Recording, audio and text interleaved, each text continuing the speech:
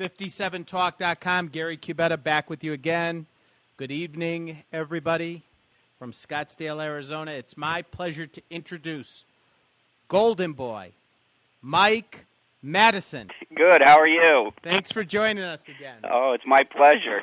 And Mike, of course, let me get your level. You wrestled on the East Coast. Yes, I did. As an independent wrestler. No, it was before that. You wrestled before that. Yeah. I started when I was 18 years old, and I'm 46 now. Yeah, so you wrestled in the 80s. 28 years ago. Yeah. And you got injured pretty bad in wrestling, and it's affected you to this day, right? Oh, my God. I have, I'm just scheduled for another MRI, actually. I have 2 herniated discs in my neck that have affected my right arm so bad that it hurts just to write my name now. And what are they going to do for you, though? They go in, they do the MRI. How are they going to fix it? I mean, well, this has been going on for so many years. It was hurting me actually when I was wrestling, but I kept wrestling, and I always thought I had a bad shoulder because I was getting severe pain in my shoulder, and every time when I was working out, my shoulder would hurt. And they just realized it's coming from my neck because I started getting bad pain in my neck all of a sudden, and it wasn't hurting my neck at all for years. Yeah. So they told me before if they did surgery, there's a good chance it could get worse. So when you go in for one of these MRIs, you got the pain. Are you hoping they find something they can fix, or are you just going just so you can say you went? No, I'm going to hope they can find something that they can fix because they're telling me it's the type of surgery where they have to go in through the neck. Right. And I don't want that because that's dangerous surgery. You can get worse. Yeah. They said there's a very good chance I could get worse. So I'm hoping maybe there's something new. They can look at it and say, well, we can go in from the back and just, remove this or do this or something. And you weren't wrestling in main events. You were like the first opening matches, right? Yeah, but I took a lot of bumps. So you're in the prelims. Yeah. But you're taking bumps like you're Ric Flair. Yeah, well, that was my mentality back then. I thought I was invincible, so. Did you take bumps in the ring or outside the ring? Both. I took bumps. I go over the top or hit the cement. Mike, you took all these bumps. Yeah. I've had our researcher, James Zordani, look into you a bit, and there's not much out there. I know. Were you hoping to break through with a major promotion? Were you hoping to be a champion? What were you thinking trying to get into the crazy sport? Yeah, I wanted to make it big ever since that's all I wanted to do since I was 4 years old. That's all I wanted to do. My uncle, I had never met him years ago, was a wrestler under the name of the Terrible Turk. He was Syrian, and I think there was a few of them out there, but that's all I ever wanted to do. And unfortunately, it didn't work out that way. How long into it did you realize I just don't have what they want? To be honest with you, I thought, and I was being told by people like Kowalski and that things were looking good. I mean, they were trying to get me, Walter and Bull Curry were trying to get me to go to different countries, to go here and there, and also I had so many concussions that How'd you get the concussions? Because I've heard that you got a lot of damage to the head, a lot of falls. What did that? Blows to the head. Yeah, but it's wrestling. They're supposed to pull the punches. I'm just trying to find out, in the independent scene back then in the 80s, what was happening was Vince was going national, so there was a little bit of vacancy, and you guys could hop into some of the smaller towns on the East Coast, do a little bit of business. Mm-hmm. So what are guys doing? They're hitting you with stiff shots?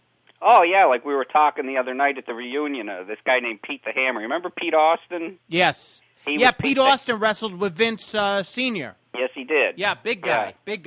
He used to go in and beat the hell out of you. I mean, one of the guys was saying he broke his jaw and he broke his nose.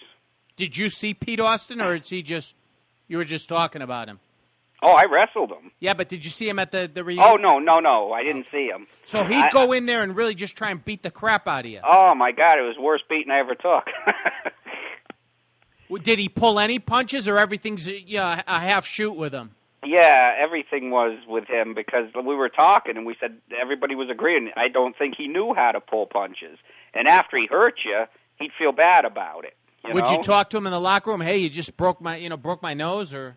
Yeah, I mean, he came up to me after and he said, "Man, I hit you so hard." He said, "I was hitting you harder than I've ever hit anybody." And he said, "You just kept coming at me." So my body. So we're in the independent scene, and these things are almost shoots, and you're taking damage. What kind of payoffs you getting? 200, 300 a night? What would they give you? No, not even that. No, you were lucky if you got 75. Yeah, but it's always with the hope of getting that big break, right? That's it. Yeah, that's it. I mean, when I look back at it now, I was probably crazy to do it, but I'm still crazier because I still have the urge to do it. Well, you're not the only one. I mean, all of us have done some pretty stupid things. But let me ask you this. Yeah. Who was the biggest name you ever wrestled during the 80s in the Boston independent scene? The biggest name. Well, let me say, I wrestled the Valiant Brothers.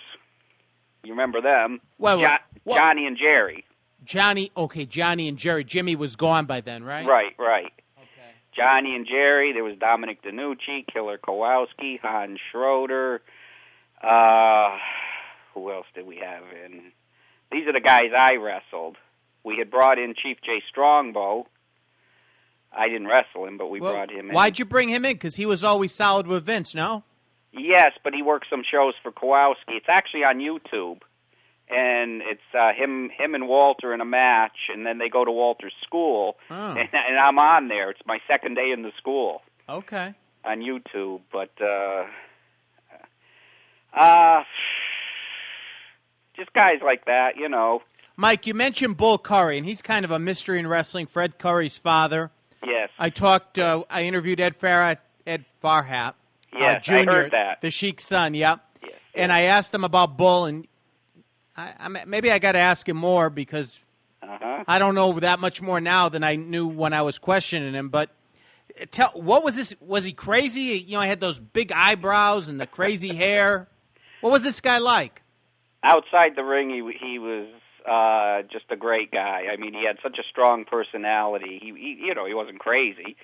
I was very fortunate to be involved and to know somebody like him and like Killer Kowalski. I was just very fortunate because, this business, there's a lot of people in the business who aren't good people, and these were the two of the greatest guys you could ever know when you're starting out. So where did Bull live around this time? He lived in Windsor Locks, Connecticut. He lives in Connecticut. He's retired from the ring for many years by now? Yeah. Okay, so he's retired. What's he doing for a living, or does he have to work, or is his son? Oh, no, he used to work at the Summers maximum security prison. Okay. Bull was a tough guy. I mean, he used to work there, and when they had trouble, they would call Bull up, and he'd go down and straighten them out. So even out of the ring, he's still a pretty tough guy. Oh, yeah, there's many stories of him. I went through maximum security with him, and I walked through there one day, and these guys were swearing and yelling and screaming, and as soon as they saw Bull, they all went quiet. Now, for a professional wrestler, he looked kind of like a small guy. Was he small?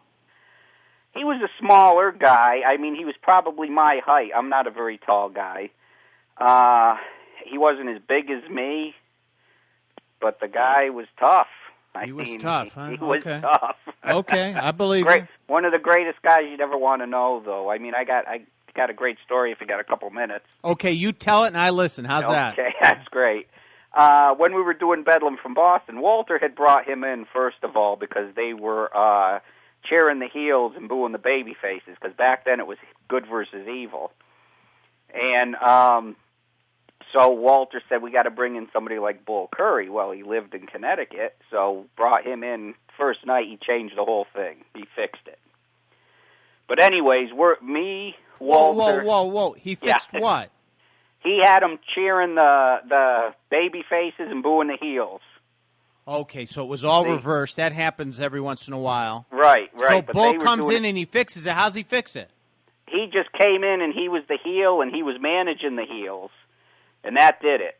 I mean, that did it. He was fantastic. I used to drop him off because at the time I was babyface and he was heel, and I'd drop him off 3 or 4 blocks away from the arena, and I'd wait for him to watch him. I'd be standing at the door waiting for him, and he'd be running up the street chasing 20 or 30 people up the street. Fans, people who fans, knew. Yeah. Okay, so they knew who he was. Yeah. And he'd be running up the street waving his arms, you know. What did he tell you about his son, Fred? At the time, Fred, I guess, was in the security business. Okay. Or in a bodyguard business. Right. And he wasn't a bodyguard. He owned the business. And, okay. But he spoke highly of Fred, you know, but he didn't like him working with McMahon. He didn't like McMahon at all. He didn't like Senior or Junior. Well, it was strange because Fred Curry, in the early 1970s, when I first started watching wrestling, right, like 72, he was in WWWF. Right. I remember that, yeah. Then he left, and then around 78, 79, Bob Backlund champion. Right. This is before your time. Fred Curry comes back in. Uh-huh. I was never that impressed with him. No. He wasn't his father. No. No. And then he left, and he was pretty much never heard from again, except, you know, occasionally he'd work in Detroit with the Sheik. Yeah. So you're telling me Bull didn't like Vince Sr. Right. Or Vince Jr.? Right. But you don't know why. I'm not. Well, I know he at the time he thought Jr. was ruining the business. Yeah, but he was out of the business. What did he care? Oh, well, he loved the business. He loved the business. He's one of those guys who just loved the business. So I remember. Okay. You know, he was so proud to be doing this Bedlam from Boston thing. You know, he just loved the business, and he would not take a dime to do it. So, somebody's listening right now. They're like, "What? Hey, Gary, Mike, what's Bedlam from Boston?" Right. What is it? It was a weekly television show that we used to do, and it was a wrestling show. And Killer Kowalski was running it, and he was the champion at the time. And I listened to an interview you did. Somebody was talking about it. They said they were watching like 3 hours of McMahon stuff and 1 hour of the Killer Kowalski show that he did. And that was it. I don't remember that. No? Who was it? Oh, I'm not even sure. I'm not sure. I really don't remember that. A booker from L.A., was it, or something? Oh, Jeff Walton? Maybe, yeah. Okay, it could have been Jeff, but I don't remember him talking about... It was just a brief thing he mentioned. He said he was watching 3 or 4 hours of McMahon show, and then there was a show with Killer Kowalski. Okay, I might have missed it. Out of Boston. Yeah. So. Okay. I'm sitting here, but sometimes it goes right over my head. Right, yeah, well, you interview so many people. But, what was I saying? Well, we were talking about Bedlam from Boston. Right. Walter was training guys. Now, Triple H was trained by Walter, right? Yes, he was. Was he there while you were training? I think he was there just after me. Did you know him? No, actually, the only time I've really ever met him was at Walter's funeral. Okay, so he was training afterwards. You had already become a professional wrestler, so you guys really wouldn't have any contact. No. Mike, you told go ahead. I'm sorry. I was just going to say I met him at Walter's funeral, and I'm just not one of his biggest fans, let's say. Why? I think he's where he is for one reason. He's married to the boss's daughter. Okay, so what's wrong with that? Well, there's nothing wrong with it, but I think Walter himself would tell me, guy's nothing but steroids now. Yeah. Okay. And he was very disgusted with that. Now, let's get to this because I've interviewed you before, but I had a problem with the audio and I wasn't able to save it. And this one we're going to save because you had a lot of interesting stuff to say. Okay. John Studd, I want you to go over this with me again because it's a mystery what happened to him. He was in WWF around 89. They tried to bring him back. I don't know. Something happened. It didn't work out. But he still tried to wrestle even though he developed a cancer, a form of cancer, right? Yeah, he had liver cancer. Can you tell me, take me after John Studd left WWF, what happened to him leading up to his death? Well, he had liver cancer, and it was spreading, and he was on steroids. I don't think that's any secret. And Walter was a big in favor of this stuff called Essiac-T, which is very good for people with cancer. And he'd given some to George Steele because he had cancer at one point. And so he had made it for John Studd, and John Studd's wife said, this stuff is working, it's great. And then he went back on steroids, and he got sick again. Okay, now, did you see, and I've asked you this before, but I'm going to ask you again. Did you see John Studd after he went off the steroids? I mean, this guy is a giant. Yeah. He's growing even at the age of 35 and 40, getting taller. It's bizarre. The thing with him was, and Walter told me this, and others have told me this, he had in his mind he wanted to be the next Andre the Giant. He wanted to be the biggest guy in the business, and he was going to take whatever it took to make him that way. Okay. So he gets he gets the cancer, he gets off the steroids, right? Right. Did you see him once he got off the steroids? Yeah, I'm not going to say he went thin, because a guy that size, could lose 100 pounds and still be big. But he had lost a tremendous amount of weight, and his face was sunk, and he looked ill. He looked ill? Yes. Did he still try and wrestle with this ill look? At that time, I don't think he was, no. Okay. I just think he felt too bad. But because he was teaming up with Ron Reese. Right. And they were going to be a tag team and try and come in to work with Vince Jr. again. Oh, okay. But, so you saw him just, one time? Yeah, and he didn't look well. But there's a picture out there somewhere of him with Ron Reese. Yeah, I can't find this picture. I don't know. It might be on the internet, and he looks horrible.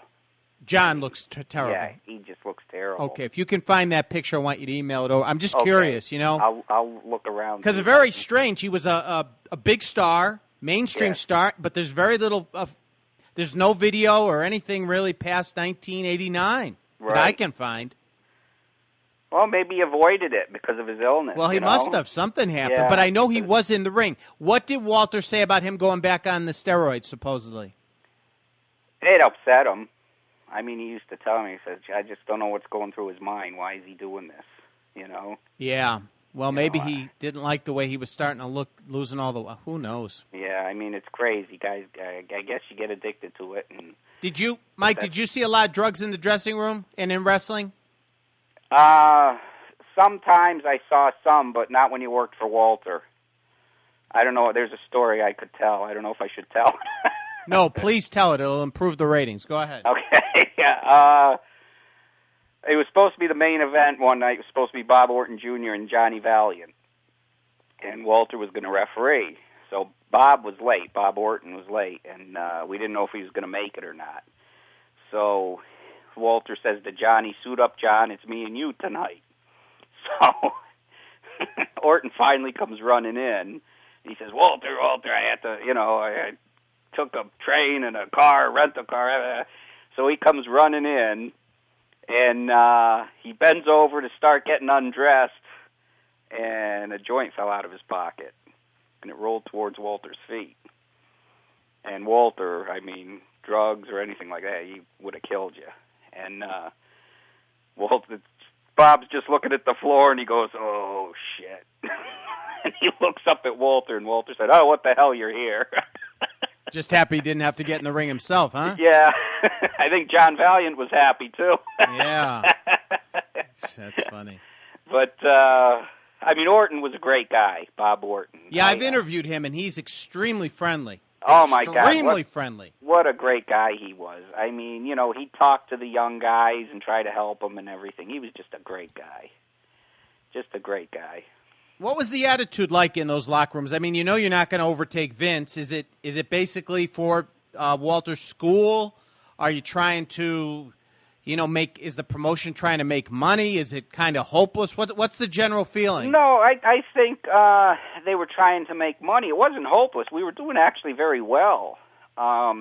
We had many sellouts, in smaller places. It wasn't uncommon to be wrestling in front of 2,000 or 2,500 people.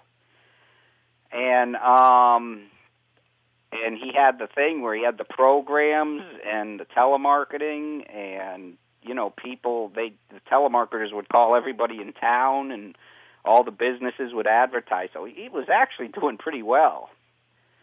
But did you ever wrestle up by the beach, Salisbury, or in Hampton? Do I ever what? Did you ever wrestle at Salisbury Beach in Massachusetts? I didn't, and I live right up the street from there now. I live in Seabrook, New Hampshire. I used to love going up there in the summer when I was a kid. Oh, yeah, I did, pizza too. Places, Tripoli. I don't know. Tripoli's, yeah, they're still there. I love that. They're still there. It was great, and they had a wrestling arena, Champs Arena. That's right, yeah. I don't know who ran that thing, but they brought in Kevin Sullivan and a few other guys. It was very small. It was in like an arcade, a former arcade, and they did pretty good business there for a while. Yeah, wasn't it like a little store in the front? Yeah, it was like a store, and you couldn't, from the street, you couldn't see the ring. Right, and you'd have to go behind the storefront. Yes. And they had like a little arena set up, and they brought in some stars, and then one day it just disappeared. I always thought Kevin Sullivan had something to do with that, didn't he? He may have, because he was definitely on one of the shows. Yeah, and maybe Tony Rumble. Yeah, Tony Rumble, sure. Yeah. Yep, so they're gone now, and that's a long time ago. I'm dating myself here a bit, so. Yeah. No, I remember the place, but I never went there. And so we were talking earlier about when you realized that you weren't going to make it, and you said that Bull Curry and Killer kind of encouraged you. And right. Do you think they encouraged you because why? Well, why? I mean, it wasn't going to happen. Well, no. When I realized I wasn't going to make it was the head injury, because I had started passing out, and we couldn't understand why, and I was still wrestling, and I didn't tell anybody. And I finally had a match where I just forgot what I was doing during the match. And that was basically my last match. And, what year? What year? Okay. I was probably 25 years ago. No, it wasn't 25 years ago, because that would be 1985. It can't be. You wrestled right around 1990. I was 18 when I started. Okay. Well, we got to get the timeline right. I know you wrestled around 85 because Backlund and Superstar were doing those independent shows at the Springfield Civic Center. How many years did you wrestle after that? It probably was about 85, early 86, maybe. Oh, okay. Because what happened was, after Bob Backlund left the WWF, when Hulk Hogan became champion, he kind of became like an independent wrestler on the East Coast, and Superstar Billy Graham, who was with the NWA in Florida, and Crockett, would come up, and they rekindled their feud, so to speak. We talked about this on our first show, and you said that it didn't draw very well. Right. No, it didn't draw anything. Did you? What was Superstar like in the dressing room? He was fine, friendly. Nothing, was he pissed off he wasn't part of WWF? I mean, I've interviewed Billy, and he's great. On the good days, he's really great. So. Well, I told you that story about him when I was a kid. Right, with Joe Weed. You know what? In fact, I not Joe Weeder. The other one. What was his name now? Dan Lurie. Dan Lurie. Right. When I went to interview Billy, I sent him a copy of you saying that on our show. Yeah. And that's what pushed him over the edge to do our show. Really? Yeah. Great. Because I had been asking Billy for a long time, and he was like, well, maybe, he's busy and everything. So, but then when I sent him that, He did our show. He was on for about, did you hear it? He was on for 90 minutes. Yeah, I heard it. It was great. That was right after you had told me the story about Dan Lurie. Did he say anything about it?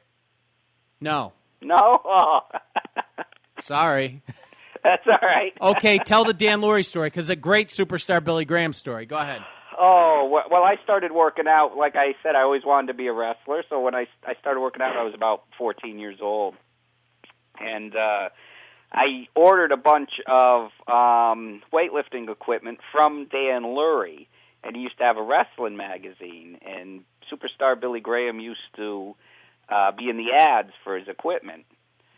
So I ordered the stuff, and one of them was called like a Dynatron. It was like a home gym, and I was bench pressing on it one day, and the whole thing just collapsed on me while I was bench pressing. And I had bought a treadmill, which didn't work at all. So I called Dan Lurie, and, I drove up to Brooklyn, New York to pick this stuff up with my father in a truck. And I called Dan Lurie, and he was like, well, there's no refunds. I'm sorry. And I said, well, this stuff it doesn't work, and it's broken. No refunds. So I figured Superstar Billy Graham had to have something to do with it because he was in the ads. So I waited outside the Springfield Civic Center, and I went up to him and I asked him if I could speak to him, and he said, of course. And I told him what happened, and he took out a pen and paper. He says, can I have your name and your phone number and your address? And I gave it to him. And Billy Graham was champion at this time, and I was just a 14-year-old kid bothering him, And he said, you called Dan Lurie in 2 days, and this will be straightened out. So 2 days later, I called Dan Lurie, half hoping, and as soon as he heard my voice, he said, the Superstar called. He says, your money's on the way, and I got a full refund. And that's with the help of Superstar Billy Graham? With the help of Superstar Billy Graham, helping a 14-year-old kid out in the parking lot. He took my word for it. He looked into it, found out it was true, and he fixed it for me. So I'll never say anything bad about Billy Graham.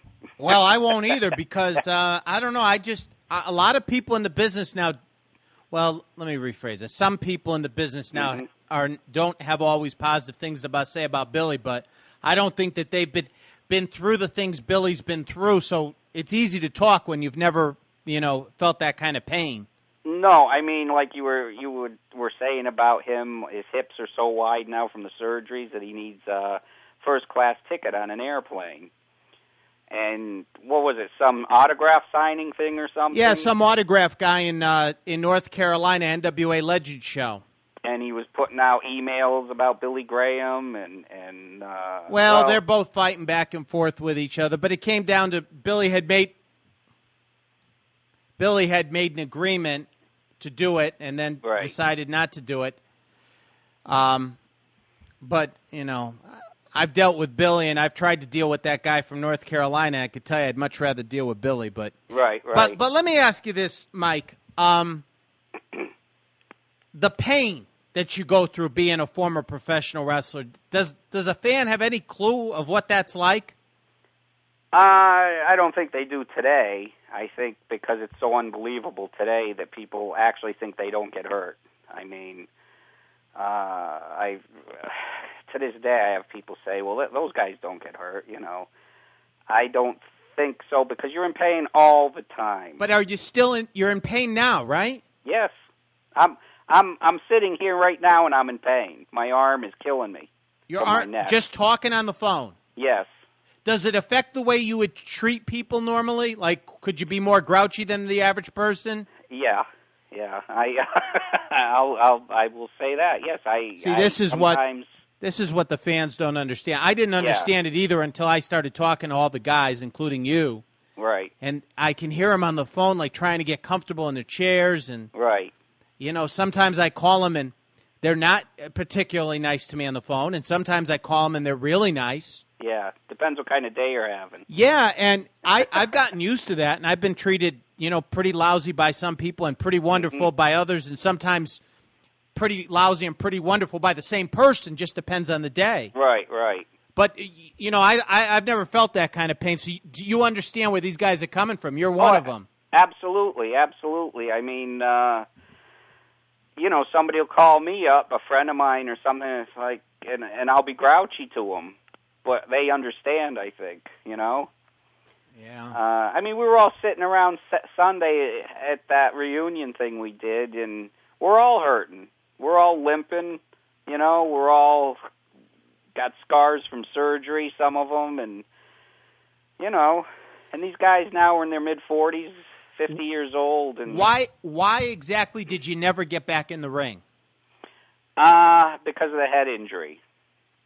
If someone had called you, let's say Vince, one of the guys, Pat Patterson, hey, we want you to come up and be a prelim guy, do jobs. Yeah. Would you have gone?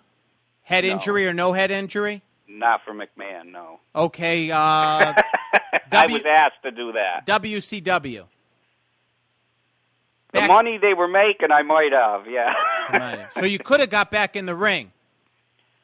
It probably would have been very dangerous for me, but the lure, I might have done it. You might have done it. Yeah. And you'll never get in the ring again, right? From this point forward. I'm just wondering. You know, I go to the, and I'm not trying to sound egotistical or anything, but I go to some of these independent shows, and I see what these guys are doing, and I want to get in the ring, you know? So you do want to wrestle again? If I physically could, I would, yes. Can you physically get in the ring again?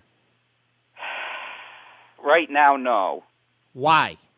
Because I would say right now because of my neck. If I took a bump on my upper back and neck, I think I would be seriously injured. Yeah, see, now this is what I want to get at. You've had a lot of injuries. You never made it big. You never made any kind of big money in the business. Right. You're hurt. It's 20 years since you've been out of it, but you still have it in the back of your head. Maybe you'll get in there for one last match. Yeah. What is it? I mean, I do these interviews. I talk to people. I got no desire to get in any ring. Right. Why do you have that desire? It was just one of the best feelings in the world. I mean, to go out there in front of a crowd and do what you try to do your best and get the crowd going. I mean, Bob Orton said to me one night, he says, man, I was sitting back here and you were out there, and he says, I could have sworn it was 25,000 people in Madison Square Garden, the reaction you were getting. When you first went in the ring, did you think, oh, my God, this is better than you know what?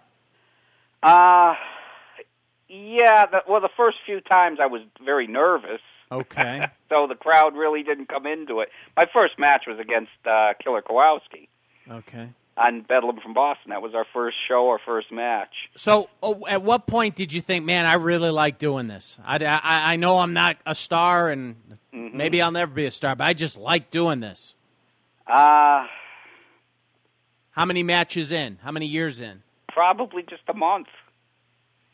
Doing it for a month. It was great. Were you ever winning, or were you losing every single match? No, it's funny because towards the end, I was, they were starting to put me over, you know, and I had that head injury, and I just wanted to keep going. I went as far as I could. So, okay, you hit the head. How exactly did this head injury happen again? Well, I had a lot of concussions, and I don't know if it's my height, because I'm only 5'8", and I used to get hit in the head all the time. I mean, I'd get hit with chairs and whatever. I'd get hit in the head. And my arms would drop down to my side, and I'd almost pass out, and then you bring yourself back. And I was speaking to one of the doctors. He used to be at a lot of our shows, and he was at Walter's funeral, and he told me, he said, well, you know, you're having concussions when that happens. And he said, I saw you have a bad concussion, and I don't remember the match. And I said to him, I don't remember the match. And he said, that's because you had such a bad concussion. You know? I think I've had a few concussions, and the worst part is that sickness part. Did you get that? You feel sick, but you're not sure why you're sick. Right, you feel sick, you feel woozy, you're fighting not to pass out. Ugh. But a few times you do pass out. You know, Johnny Valiant, I love Johnny. I'm not saying anything bad about him, but I was on my hands and knees, and I just saw his foot come up and bang right in the head and knocked me out, and I was out for a few seconds. And when the doctors find out, what do you do? Do they say, "Man, this is just a stupid thing to do for a living," or do they? Oh yeah, doctors know. A lot of doctors know. You have a few ignorant ones out there, but most doctors told me this is the most dangerous sport you can ever do because of the abuse on your body, your head, and they say it's just the most dangerous thing you can ever do. One doctor told me, he said, every time you get slammed down hard, do you know what your internal organs do? Yeah. You know? Just a slam, and everything inside shaking and moving. And Right. I mean, Walter Kowalski's heart was damaged from it. So tell me about Walter. Now, he wrestled for many years. He was in main events, long matches, hard matches. Yep. What kind of shape was he in during the later days of his life? You spent a lot of time with him. The later days of his... let's say 85 on. You had your first match with him. 85, he was magnificent. He was still good. Oh, my God. He was like he was 20 years old. Because he was unbelievable. He stopped wrestling in the mainstream in 76, 77 as part of the Executioners with John Stud Chuck O'Connor, John Minton. And, okay, then he's kind of in the local Boston scene. So he's pretty good around 85, right? Excellent. Still excellent. Okay. Excellent. Then what happens as time goes on? I mean, he gets older. But I'm just wondering, did he get a lot of health problems from wrestling? You said he had the heart problem. Yeah, he didn't really get health problems. I mean, he had the doctor had told me, he said, I was looking at Walter's old x-rays, he said he shouldn't have been able to walk years ago,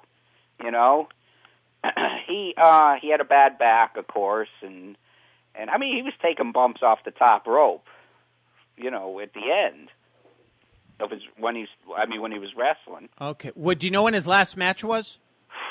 I think he wrestled Baron von Raschke, didn't he? I don't know. I think it's on YouTube. I think that was in the late 90s. In the late 90s? Wow, okay, I'll have to check that out. So he was still wrestling, but he had... So Bruno Sammartino said in an interview that he saw Walter right before he died, and that it was just disturbing. Yeah. And he had lost like 6 or 7 inches of height. Did you see him at that point in time? Yeah, I saw him probably a month and a half before he died, and he was right. I hadn't seen Walter in probably a year and a half, and then I went to his 80th birthday party, and like Bruno said, it was disturbing. I knew something was wrong. I mean, I thought to myself, he's not going to live long, and I was mad at myself because I hadn't seen him. And then I started seeing him more and more, and he just deteriorated. And I mean, I didn't want to admit it, to myself that this guy was deteriorating. But I knew he didn't have long. Why did he lose the height, though? His back, the spine. Yeah. His spine was just so busted up, and oh yeah, I mean, he was 6'6", 6'7" in his prime, and like Bruno said, he must have been probably 6 foot, 6'1". Wow, that's a big difference, huh? I'm so glad that I got a picture of him about a year before of him strangling me. Yeah. I was so glad that I did that. But what a great legend he was, huh? Oh God, a wonderful guy. I mean, he'd do anything for you, and what an athlete. I mean, he was a vegan, and he put on all that muscle being a vegan. I don't think that's good for you. What do you think? I wouldn't be surprised if that didn't have a little something to do with something that was going on there. Yeah. You got to have meat. Come on, protein. Did you ever have a talk with him about it? Not that you're going to tell him, hey, Walter, here's the diet I want you to have, but yeah. They'd still be looking for me. Yeah. No, he used to tell me he was very adamant about it. I get all my protein from nuts and beans. Oh, please. I mean, he didn't drink milk. He didn't eat eggs. Nothing like that. He was very strict. But he could go in the ring an hour and not even break a sweat, Yeah, and I might be able to get myself up into the ring, and I eat meat every day, so maybe my theory's wrong, I know I couldn't do it because I don't have the willpower to do it. But yeah, you know. Give me a couple more names and then we'll close it up. Give me a few more guys that you dealt with and what they, because you got some good stories. Well, let me tell you a story about Walter and Bull. Okay, go ahead. Curry. Yeah. We were doing the Bedlam from Boston show, and we went to Channel 8 in New Haven to have them look at it and have them put it on. Well, it was Walter was driving, and he had a big Lincoln. Wait a minute, hold on. Channel 8 in New Haven, that's a pretty big station. Right. That WWE couldn't even crack that back in the day. So you guys were trying to get on a tough station to get on, right? Right, we were trying. Okay, go ahead. So Walter had a big Lincoln Continental. He was driving. Bull was in the passenger seat. And I was in the back seat. And a guy who I think I mentioned, I do commentating on a wrestling show. And Tom Burke does it with me. And he was in the back seat. Wait, Tom Burke, the famous historian? Yeah. Well, he thinks he's a historian, but no, he's all right. Whoa. Okay, we're going to have to get to this, too. But, okay, tell the Channel 8 story. Go ahead.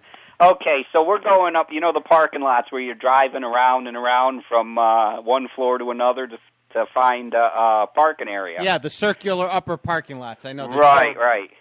So we're going round and around. There's a guy in front of us. Well, all of a sudden, he stops his car. He puts it in reverse and backs into Walter's car. Who was this? This guy, just some guy. He jumps out of the car. He maybe is 5'8" and maybe 150 or 60 pounds, and he's got his fists up. And he's going to fight killer, huh? So Walter got out of the car so quick, I didn't even see him get out. So this guy looks up at Walter, and his hands drop down to his side. And Walter pokes him in the chest and says, "Don't you give me any shit, you." Had a few more words for him. So the guy's holding his chest just from being poked in the chest. And he starts immediately apologizing. And he said, "I'm so sorry, sir. I'm so sorry." So he turns to run, and there's Bull Curry standing there, and he says, "Don't move." Oh, my God, that's funny. That's a good story. This guy's shaking, and Bull goes into character. He says, "Walter, just let me hit him once in the face." Can you imagine seeing those two characters? And this guy was almost passing out. He was so scared. So the cops came, and I guess the guy was driving the car was stolen. But I always tell my wife, if someone hits us out here in Arizona, I'm getting out of the car. I'm going to go. Yeah, then what if you get out of the car and there's Killer Kowalski and Bull Curry? Oh my God! Yeah, what are you going to do? That's good. Okay, tell me about Tom Burke. What do you know him? Yeah, I do. Yeah, I mean, I know him. He's from Massachusetts. Right. I knew him in the 70s. He was like a historian.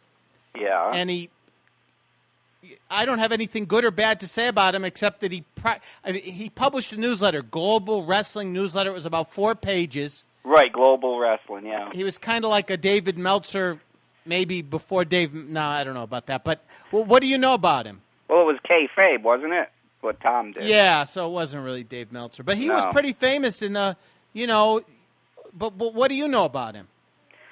I've known Tom since I was 14 years old. Okay, keep going. He actually got in touch with Walter for me. That's how I met Walter. And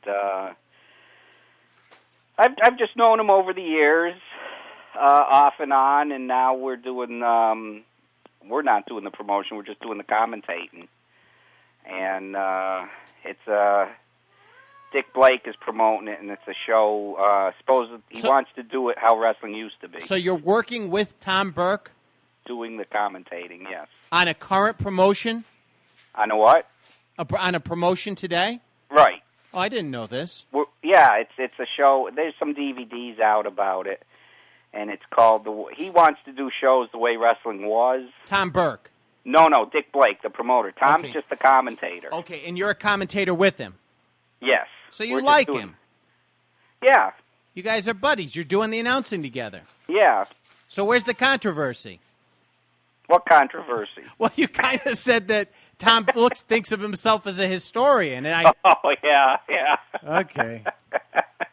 So how's this new promotion? Is there any hope there with Dick Blake? I'm hoping. I like the concept, but I'm hoping. It's hopeless, okay? You want me to break it to you or not? People don't want people want it. People want old school wrestling, but they want the old school wrestlers in it. They don't want old school wrestlers with new style wrestlers, okay? Yeah, I know. Because there's just something about the way they look. And you can't. And they're trying to do. Yeah. It's just no good anymore. It's like extinct. Yeah. It's like trying to bring the dinosaurs back. It's not going to work. Well, we're trying. Dick Blake is actually a good guy, and he's honest. So I like the way he treats the guys. That's probably 2 strikes against him in the wrestling business, huh? Yeah. I mean, he even feeds them. He's such a good guy. Okay, we got 3 strikes. He's out. I've done that with people who work with us before, and that always leads to disaster. So yeah, he actually used a lot of the guys. He had 3 guys and 2 of the girls from the Puerto Rican promotions, WWC and IWA. Oh wow, okay. And he in Springfield, Massachusetts, he puts the shows on, and they stole the show as far as I was concerned. Last show we did. Yeah, I'm not trying to put down, by the way, what he's trying to do. I'm just being no.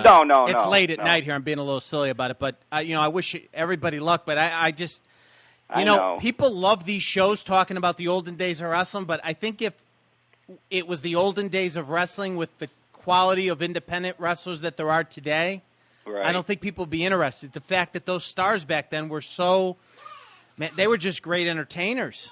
Right. They had magic. They had a skill. They had charisma. Yeah. And you had to, and it was very realistic, too. Whereas, most of them were. Some of them weren't. You had guys back then, too, that couldn't do anything. See, people will leave their house today for an event, but it's got to be a pretty big-time event. Something pretty. If it's just a old-school kind of a stripped-down event, right? I don't think people will go now because think of all the channels of TV and... Yeah, I mean, that's true. There's a lot of competition. Internet. People want to go to the football game because they want to be seen on the TV. Right. But not that I have all the answers. I'm just throwing my 2 cents in. Well, I got involved with it because I absolutely hate the crap they do today. Do you watch it? Let's say it's Monday night. Do you turn Raw on? I actually turned it on Monday night, the last 10 or 15 minutes. And what do I see? Vince McMahon in the ring. Oh, boy. Whoa, what? Oh, you mean, because I don't watch it. I have no idea what's going on. Oh, he's huge. But he's like 63 or something. Well, he's tempting death, I'll tell you that. So, do they still have the women running around half naked? I don't know. I didn't see any of that. I just saw him in the ring, and I just was so disgusted. I'm sitting there thinking, God, this is so bad. And he's throwing punches like a little girl, I mean, it was just so bad. Did you ever use steroids? No. I can honestly say I never did. I've heard a lot of different things that they cause damage, they don't cause damage. Right. I mean, is it considered for sure in athletics, do you know of the people you've talked to that, yes, it does do damage? Yeah. Well, I bet anything that it does. I mean... I say that because HBO did a special a couple years ago. Brian Gumbel... No. Yeah, Brian Gumbel. Yeah. Did you see that? Yeah. And they basically said that there's never been any studies that show that it really does damage, even though... Yeah, well... No? It's not just steroids, it's human growth hormones, too. Yeah. They had a guy on there like 73 years old. He was looking a little different with the... But he said that he was the living proof that you could take steroids into your 70s. And I only ask you this because Vince, I don't know if he's doing them or not. We don't know. My kid's here. We don't know if he is or he's not. Quiet, Jonathan. We don't know if he is or he's not, but boy, I'll tell you, he looks like something else there. Yeah, I don't know. I haven't seen him in years, so people ask me how do I do these shows, and I don't watch a current product. Well, that's why I do these shows. Yeah. Nobody wants to see the current product. I mean, it's geared towards kids, and it's just. Well, Mike, speaking of kids, I got one here that I'm. Okay. And we're going to shut this down for now. You called me out of the blue, but I do appreciate it because this has been excellent. Your stories are great. Oh, thank you. And I want you to call me again. And I'm going to talk to you for 1 minute off the air? Yeah, and I'm going to put this right up on the site. And this time I won't. Last time we had an audio problem, but I've been watching the levels. We're good this time. Okay. I'm gonna stop, and don't hang up. Okay.